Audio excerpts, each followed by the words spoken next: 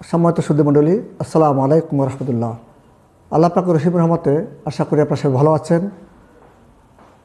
সুস্বাস্থ্যের জাদু ইউটিউব চ্যানেলটি অনুসরণ করে অনেকেই ওষুধ প্রয়োগ না করে বিভিন্ন রোগের উপকার পাচ্ছেন। এই জন্য আল্লাহর কাছে শুকরিয়া আদায় করি।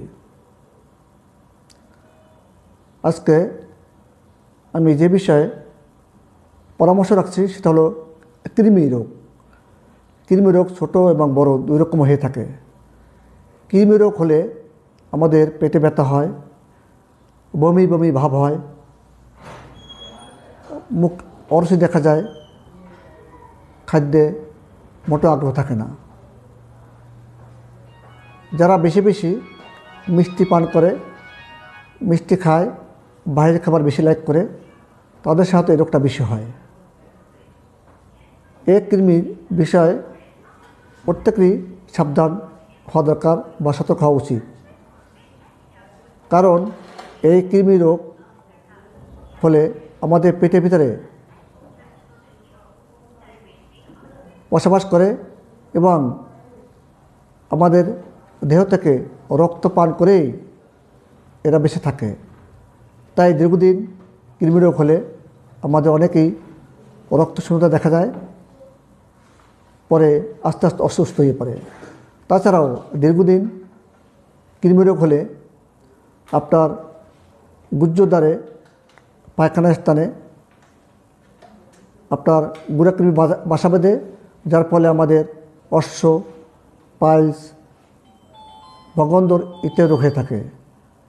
এমনকি এক পর্যায়ে আমাদের অনেকেই অপারেশন করা লাগে। তাই পূর্ব থেকেই একটু সতর্ক থাকলে এ রোগ থেকে ইনশাল্লাহ সহসাই সমাধান পাওয়া যায়। আমার ভিডিওটি পুরোপুরি দেখার জন্য অনুরোধ করছি। ভালো লাগলে সাবস্ক্রাইব করবেন এবং বেল বাটনে ক্লিক করে রাখবেন যাতে পরবর্তী ভিডিও পেতে পারেন। আল্লাহ পাক রহিম রহমতে সুস্বাস্থ্যের জাদু একটি বই আল্লাহ পাক আমাদের রচনা করেছেন। এতে প্রায় 200 রোগের ট্রিটমেন্ট আছে। ওষুধ প্রয়োগ না করেই রান্নাঘরে মশলা এবং প্রাকৃতিক গাছপালা ব্যবহার করে ভালো থাকা যায়। আজকে এই কৃমি রোগ থেকে কীভাবে সহসাই নিরাময় হয় এবং সুস্থ থাকা যায় সে ব্যাপারে কিছু পরামর্শ দিচ্ছি। আমাদের ঘরের কাছে আছে কাঁচা হলুদ। কাঁচা হলুদটা কিন্তু অনেক উপকারী। এই কাঁচা হলুদ পরিষ্কার করে 1 চামচ রস, ছোটো হলে বয়স্কদের জন্য 2 চামচ রস, একটু লবণ মিশিয়ে সকালবেলা 7 দিন খাইলেই এই রোগের ভীষণ উপকার হয়। আমাদের বাড়ির পাশে যে নিম গাছটা আছে, এই নিম গাছের ছাল আমরা সকাল সন্ধ্যা 2 বার 2 চামচ করে রস পান করলে ইনশাল্লাহ ছোটো বড় সব ধরনের কৃমি মৃত্যু অবস্থায় অথবা তাজা অবস্থায় পায়খানা দ্বার দিয়ে ইনশাল্লাহ বাহির হয়ে যায়। আমাদের আরও অনেকগুলি সিস্টেমের কথা এখানে বলা হয়েছে।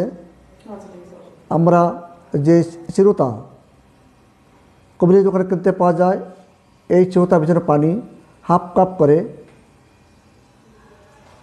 7 দিন থেকে 10 দিন দুবেলা পান করলেই ইনশাল্লাহ এ রোগের ভীষণ উপকার হয়। আমাদের বাড়ির পাশেই আছে আরেকটা গাছ, এটা হলো মাদার কষা বলে। এটা সাধারণত আমাদের গ্রাম এলাকায় বিভিন্ন জমি খেতে বেড়া দিয়ে থাকে। এই গাছ ছালের রস 2 চামচ করে দিনে 2 বার 2-3 দিন পান করলেই এ রোগের ভীষণ উপকার হয়। আমাদের কালোমেঘ যে গাছটা আমাদের কাছে আছে, এই কালোমেঘের বড়ি বানিয়ে 7 দিন দুবেলা খেলেই ইনশাল্লাহ এ রোগের উপশম হয়। তাই আসুন আমরা ওষুধ প্রয়োগ না করে আমরা এই প্রাকৃতিক গাছপালা এবং রান্নাঘরের মশলা ব্যবহার করেই বিভিন্ন রোগ থেকে সুস্থ থাকি, ভালো থাকি এই প্রত্যাশা করে আজকে সবাইকে শেষ করছি। আসসালামু আলাইকুম ওয়া রাহমাতুল্লাহি ওয়া বারাকাতুহু।